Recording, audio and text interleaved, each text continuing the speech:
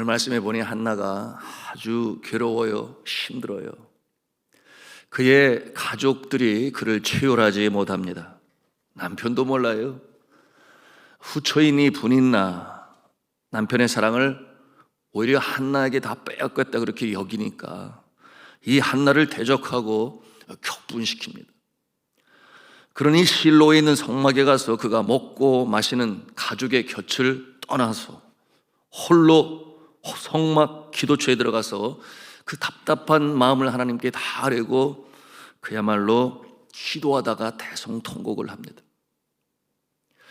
여러분, 우리의 인생 여정에 그러지 않기를 바라지만은 이처럼 가슴 답답하고 무거운 마음으로 누구에게도 하소연할 수 없는 그 같은 상황에 이를 때 없습니까? 없다면 너무 감사하지요. 그러나 때때로 이와 같은 인생의 영혼의 캄캄한 밤을 통과할 때가 있어요. 저의 삶을 통해서 관찰해 보건대 가장 큰 슬픔과 아픔이 무엇인가? 그것은 사랑하는 자녀를 먼저 떠나보내는 그 부모의 마음이 가장 슬프지 않겠는가 생각을 합니다. 왜냐하면 2번 직접 가까이 그 모습을 보았기 때문인데요. 한 경우는 절친하게 지내는 저의 선교사님 부부, 그 아들이 얼마나 귀하고 참 소위 세상 말로 잘났는지 캐나다의 유명한 의과대학에 학생으로 공부하고 있는데 부모님이 한국에 들어온다 하니 캐나다에서 들어와서 마중을 나가려고 뛰어나가다가 택시에 받쳐서 그 자리에서 죽고 말았습니다. 그러니 공항에서 기다리던 이 부모가 그 비보를 듣고 어떤 마음을 가졌겠어요? 그런가 하면은 또 아주 훌륭한 청년인데 ROTC 훈련 받기 전에 세계 여행을 한다고 네팔까지 와서 히말라야 트레킹을 걷다가 너무나 자신이 건강해서 그랬을까요? 더 빨리 걷겠다고 밤길을 걷다가 길을 잃어 100m가 넘는 절벽에서 실족하여 떨어지게 되었는데 나무 가지에 걸려서 결국 그 산속에 사는 독수리의 밥이 되고 말았어요. 그와 같은 비보를 듣고 네팔에 왔을 때 제가 장례식을 집례하는 목사로서 그 모습을 바라볼 때 저도 함께 울었습니다. 통곡이 그치지 않아요. 우리 인생의 여정 가운데 이와 같은 일이 왜 일어날까? 여러분, 이와 같은 모습은 에덴 동산의 원죄로 말미암아 이 땅에 살아가는 동안에 그 죄의 최종적인 결과인 이 사망이 우리 곁에 늘 어슬렁거리고 있는 것인데, 그렇게 세상 떠나지 않아도 나이를 먹게 되면 생로병사의 단계를 거치며 떠나는 것이 우리 인생의 모습임을 우리가 볼 수가 있습니다. 우리 인생의 날에 정말 가슴 진정시키기 어렵고 어디에 하소연할 수 없어 주 앞에 나와 대성통곡하며 아릴 수밖에 없는 그와 같은 상황이 있다는 것입니다. 자, 오늘 성경에 이 비극적인 인물로 등장하는 한나예요. 그 출발의 모습이 너무나 비극적이죠. 그러므로 어디에 하소연할 수 없으니 남편도 아니에요, 가족도 아니에요. 저 하나님 앞에 나와 눈물로 대성통곡하며 간구할 때에 감사한 것은 하나님께서 응답해 주셔서 슬픔이 변하여 기쁨이 되고 절망이 변하여 소망이 되는 이 반전의 역사를 우리가 사무엘상 이 1장을 통해서 대하는 것입니다. 자, 한나의 회복은 어떻게 이루어졌습니까? 한나의 간절한 기도, 하소연하며 통곡하며 하나님 앞에 아랠 때에 하나님께서 이 연을 긍휼히 여기시고 생명을 잉태하고 자녀를 주셨어요. 슬픔이 변하여 기쁨이 되었습니다. 그리고 마침내 해피엔딩으로 이 스토리는 종결짓게 됩니다.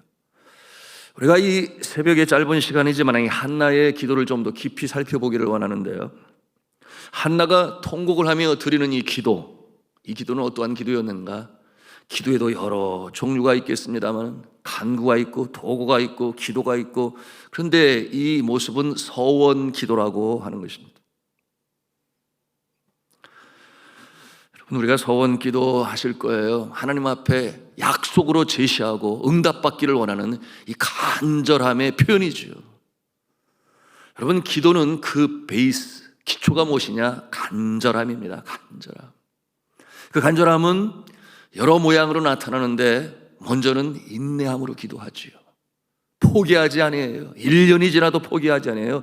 왜냐하면 포기할 수 있는 기도 제목이 아니기 때문에. 그러므로 이 간절함은 오랜 세월 속에 응답받기까지 기다리는 인내를 통해서 나타나고, 그런가 하면은 부르짖어 기도합니다. 오늘 한나의 기도겠죠. 남들은 하나님 귀 먹었냐 그렇게 말할지 모르겠으나, 그러나 마음에 소리 지르지 않고서는 견딜 수 없는 답답한 심령이 있기 때문에. 그런가 하면 이 간절함의 표현은 금식으로 또 나타나죠. 식음을 전폐한다는 것은 생명을 각오하고 주님 앞에 기도하는 것이기 때문에 금식 기도는 하나님께서 기뻐하시는 것이요, 우리 하나님께서 또 이 간절함으로 받으시는 것이 바로 오늘 이 서원 기도입니다. 주님 앞에 약속을 먼저 사람의 편에서 주 앞에 올리고, 그리고 주님 앞에 맡기는 거예요. 이와 같은 간절함의 표현은 때로는 부르짖는 모습, 때로는 눈물의 모습. 여러분, 세상 사람들은 눈물을 싫어할지 모르겠으나 우리 주님은 눈물을 사랑하십니다. 왜냐하면 내 사랑하는 자가 우는 것이기 때문에. 그 눈물이 우리의 심령을 다시금 깨끗하게 만드는 이 방편이 되는 것이기 때문에. 성경에는 눈물이 42번이나 나와요. 하나님께서 받으시는 눈물, 여러분 응답으로 이어지는 줄로 믿으시길 바랍니다. 자, 한나의 이 서원 기도 1장 11절 말씀 같이 찾아가서 읽도록 하겠습니다. 시작. 서원하여 이르되 만군의 여호와여, 만일 주의 여종의 고통을 돌보시고 나를 기억하사 주의 여종을 잊지 아니하시고 주의 여종에게 아들을 주시면 내가 그의 평생의 그를 여호와께 드리고 삭도를 그의 머리에 대지 아니하겠나이다. 이 어떠한 서원이에요? 여호와께 나의 아들을 바치겠습니다. 여러분, 이 기도가 쉽습니까? 본문에서 삭도를 그의 머리에 대지 않겠습니다. 이게 무슨 뜻인가 하면 그 시대의 사사 시대였죠. 사사를 통해서 하나님께서 이스라엘 백성들을 돌보셨습니다. 그런데 사사는 머리를 깎고 나서 길러지는 머리를 다시는 자르지 않아요. 그러니 그 머리카락이 한없이 길어지는데, 삼손의 모습을 생각하면 금방 이해가 될 겁니다. 삭도를 대지 않겠나이다. 아들을 주시면 주님의 종으로 바치겠습니다, 그런 뜻이죠.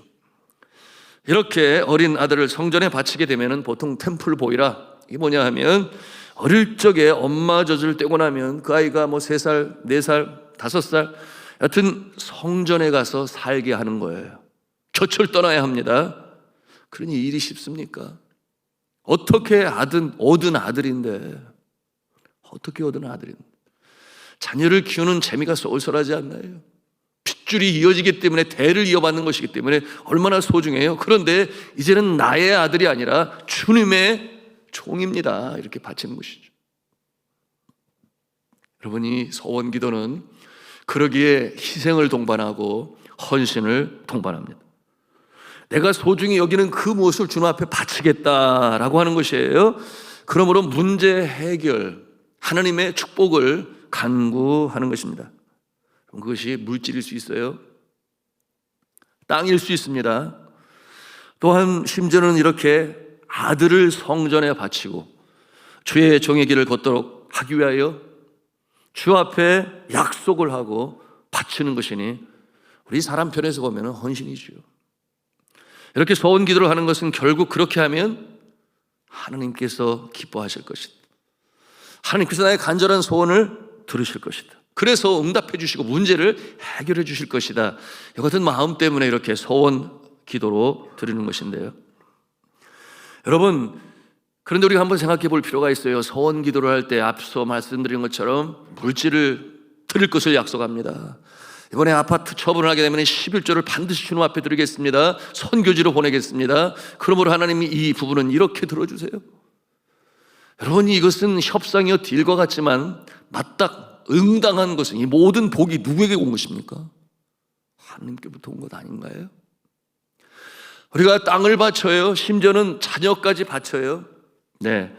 자, 그런데 이와 같은 모습을 생각해 볼 때 하나님이 뭐가 부족하신가요? 하나님은 부족한 것이 없으세요. 온 천하 만물을 다 창조하시고 그 안에 살고 있는 생명까지도 그 소유주가 누구신가? 하나님 아버지세요.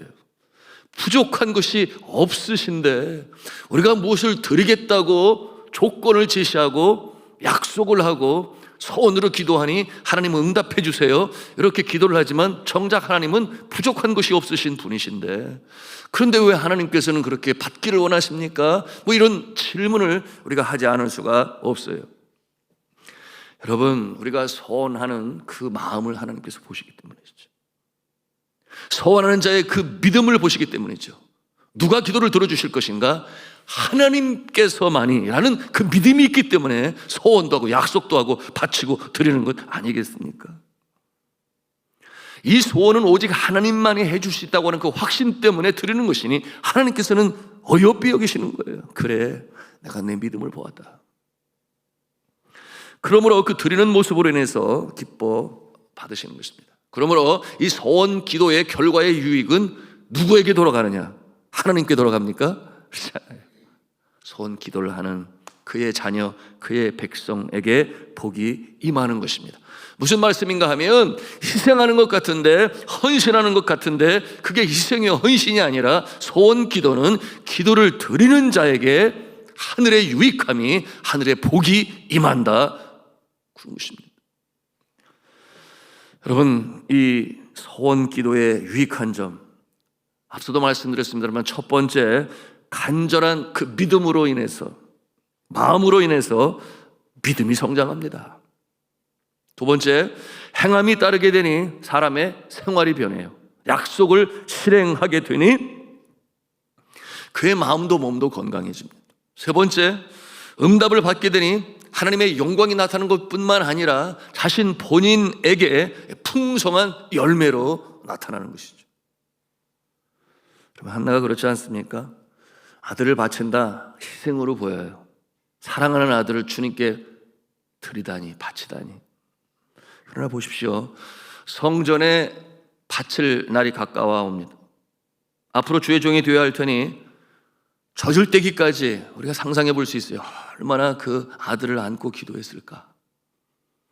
이제는 내 곁을 떠나 어린데 주의 성소에 보내야 하는데, 그러니 날마다 안고 기도했을 것이 너무나 분명해요.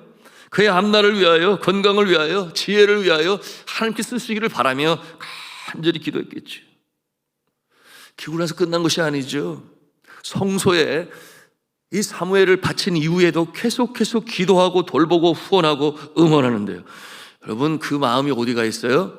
아들에게 가 있고, 그리고 그 성소에 가 있고, 하나님께 가 있습니다. 이것이 유익함이에요. 자, 2장 19절, 다음 장인데요. 한번 2장 19절 찾아가서 그 말씀을 같이 보도록 하겠습니다. 2장 19절 말씀 같이 읽습니다. 시작. 그의 어머니가 매년 드리는 제사를 드리려 그의 남편과 함께 올라갈 때마다 작은 겉옷을 지어다가 그에게 주었더니. 아들 사랑, 하나님 사랑, 또한 주의 종을 섬기고자 하는 마음이 이처럼 성소를 찾는 이 한나의 모습을 통해서 대하는 것입니다. 그랬더니 그 결과가 무엇일까요? 주의 종 엘리 제사장이 그 모습을 보지 않겠습니까? 그러므로 복을 빌어줍니다. 주의 종이 여호와 하나님 아버지의 이름으로 이 여인에게 복을 빌어줍니다. 그 결과가 어떻게 되었는가? 가정의 복이 임합니다. 우리 2장 찾으셨으니까 20절, 21절 말씀, 20절, 21절 말씀 같이 읽겠습니다. 시작.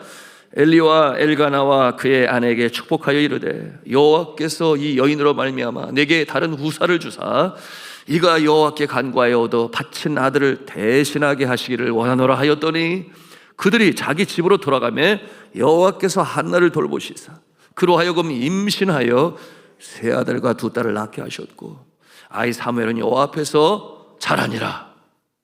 아멘이죠. 하나님께서 아들을 바치니 하나님께서 그 허전한 어머니의 마음을 가득히 채워주시기 위하여 세 아들과 두 딸을 더 갖게 하셨다.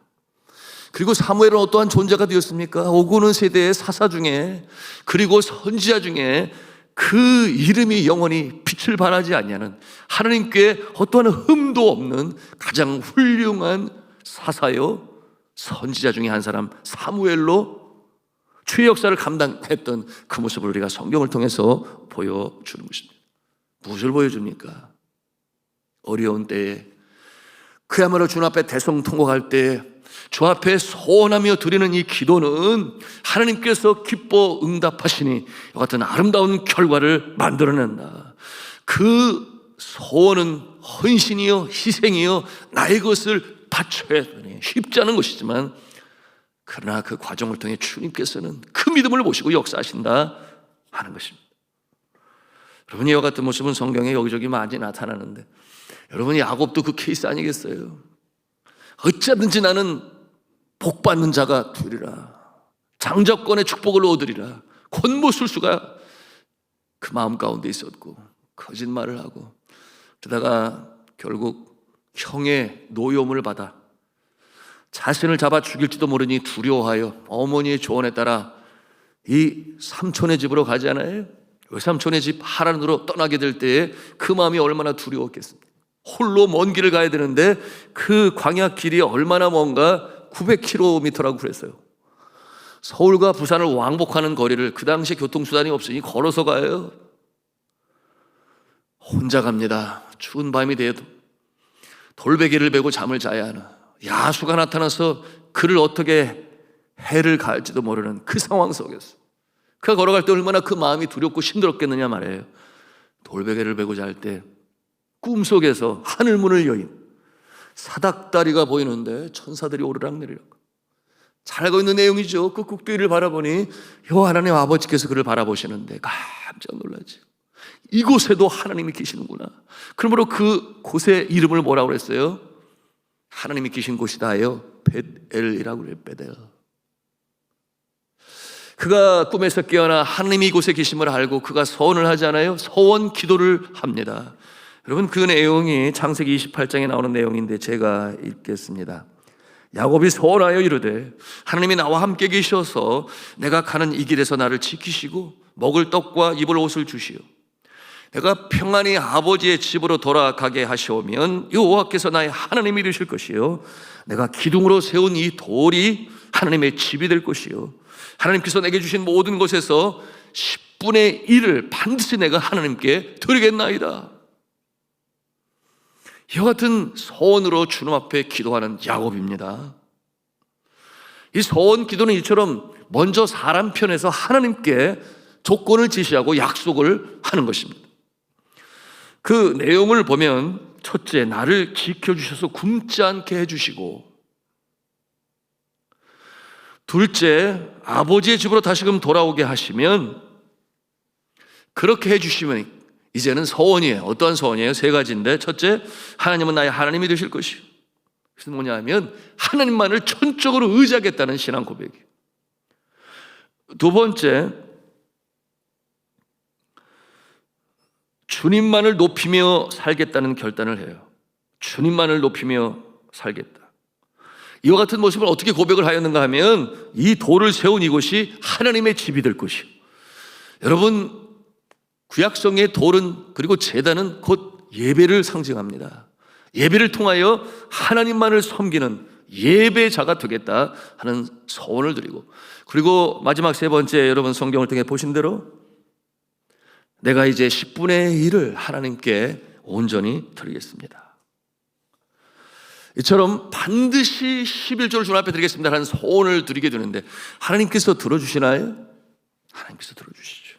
가는 길 안전하게 도착하게 하시고, 20년의 세월 속에 여러 속임도 당했습니다마는, 그러나 하나님께서 약속을 지켜주셔서 이 야곱이 거부가 되는 역사가 나타나고, 그리고 11조를 주님 앞에 드리겠다 하였으니 그 야곱이 하나님께 드린 것은 너무나 자명한 사실임을 우리가 얼마든지 상상해 볼 수 있습니다. 하나님께서 야곱의 기도를 들어주셔서 무사히 돌아오게 하셨고, 그리고 노년에 더 크신 복을 주셨으니, 그 환난의 때에, 기근의 때에, 사람들이 죽어가고 있는 그 어려운 때에 그의 아들 요셉을 통하여 노년의 때가 더욱더 복된 시기로 그 비옥한 고센 땅에서 걱정이 없이 염려가 없이 큰 기업을 이루어나가는 그 모습으로 주 앞에 주님께 안기게 됩니다.